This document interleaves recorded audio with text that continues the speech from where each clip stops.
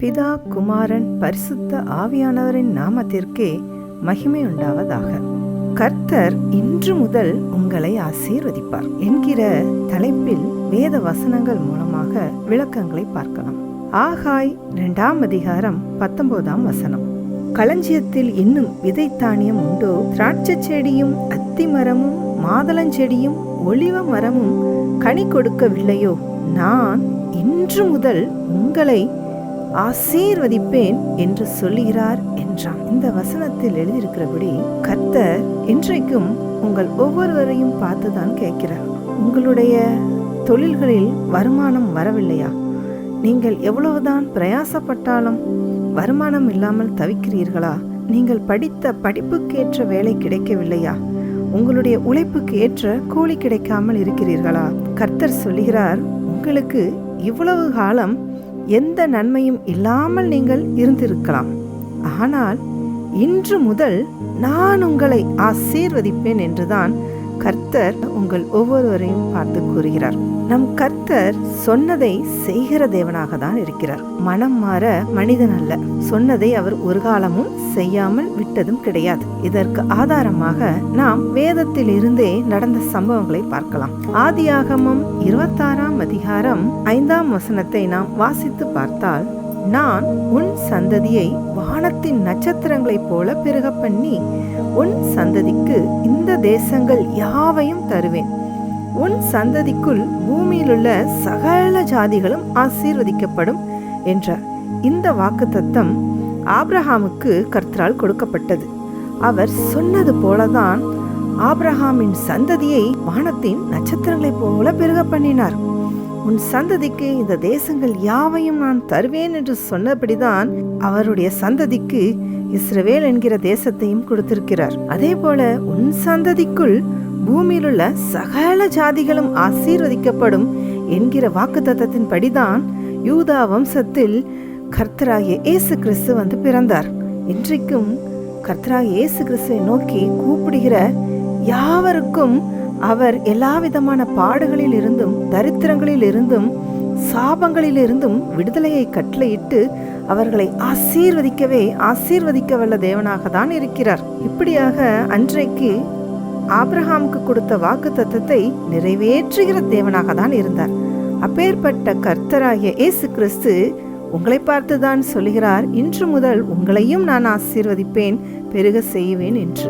ஆதியாகமம் 26 அதிகாரம் 12 வசனத்தை நாம் வாசித்து பார்த்தால், ஈசாக்கு அந்த தேசத்தில் விதை விதைத்தான். கர்த்தர் அவனை ஆசீர்வதித்ததினால் அந்த வருஷத்தில் 100 மடங்கு பலனடைந்தான். ஈசாக்கு பஞ்சகாலம் என்றவுடன் அவன் எகிப்துக்கு போகலாம் என்று அவன் பிரயாசப்படுகிறான்.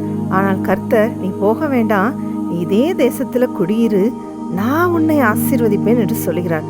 சொன்னபடியே ஈசாக்கை ஆசீர்வதித்தார். அதே வருஷத்தில் தேசமெங்கும் பஞ்சம் இருந்தது. ஆனால் அவனோ 100 மடங்கு பலன்களை அடைந்தான். அவ்விதமாக இந்த உலகத்தில் எவ்வளவுதான் பஞ்சங்கள் நடந்தாலும் நீங்கள் கர்த்தராகிய இயேசு கிறிஸ்துவுக்கு உண்மையானவர்களாக அவருடைய சத்தத்துக்கு கீழ்ப்படிந்து இருப்பீர்கள். ஆனால் உங்களையும் அவ்வண்ணமே ஆசீர்வதித்து பெருக செய்ய வல்ல தேவனாக தான் இருக்கிறார்.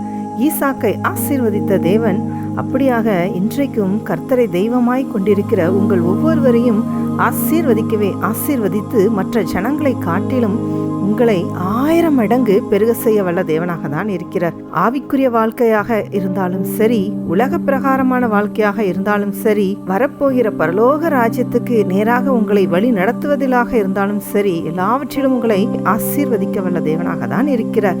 இந்த கர்த்தர் உங்களை இன்று முதல் ஆசீர்வதிப்பேன் என்றுதான் சொல்லுகிறார். மேலும் பார்க்க வேண்டும் என்றால் 2 சாமுவேல் 5 அதிகாரம் 10 வசனத்தை நாம் வாசித்து பார்த்தால், தாவீது நாளுக்கு நாள் விருத்தி அடைந்தான். சேனைகளின் தேவனாகிய கர்த்தர் அவனோடே கூட இருந்தார். இந்த வசனத்தில் எழுதியிருக்கிறபடிதான் தாவீதின் ஆரம்ப நாட்கள் அற்பமானதாக இருந்தது. ஆடுகளை மேய்க்கிறவனாக இருந்தான். ஆனால் கர்த்தர் அவனோடு இருந்து அவனை உயர்த்த சித்தங்கொண்டு அவனை ஆசீர்வதித்து அவனை நாளுக்கு நாள் விருத்தியடை செய்ய வல்ல தேவனாக தான் இருந்தார்.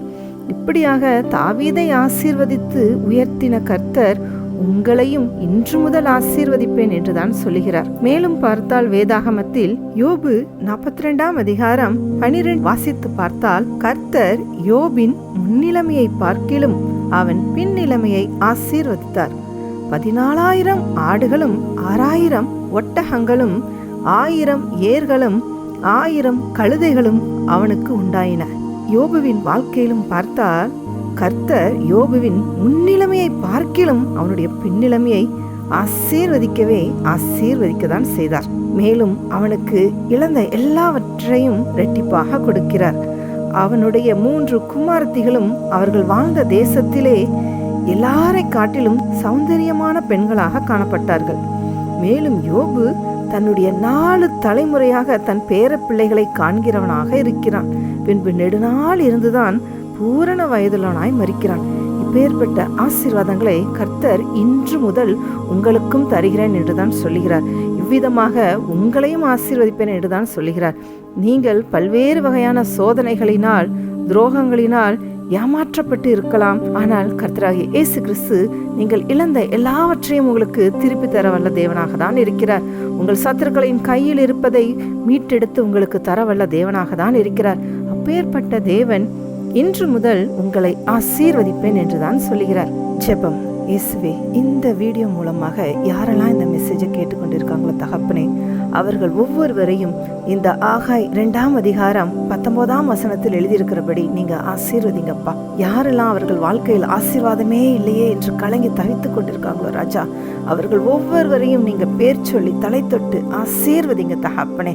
அவர்கள் இழந்த ஆசீர்வாதங்களை திரும்ப மீட்டு கொடுங்க தகப்பனே ராஜா. அவர்களுக்கு தேவையான சகல நன்மைகளினாலும் அவர்களை நிரப்பி திருப்தியாக்குங்க தகப்பனே. நீங்க அப்படியாக செய்ய போறதுக்காக உமக்கு கொடான கொடி நன்றிகளை ஏறெடுக்கிற தகப்பனே. கர்த்தராகிய இயேசு கிறிஸ்துவின் மூலம் ஜெபிக்கிறோம் ஜீவனுள்ள நல்ல பிதாவே, ஆமேன்.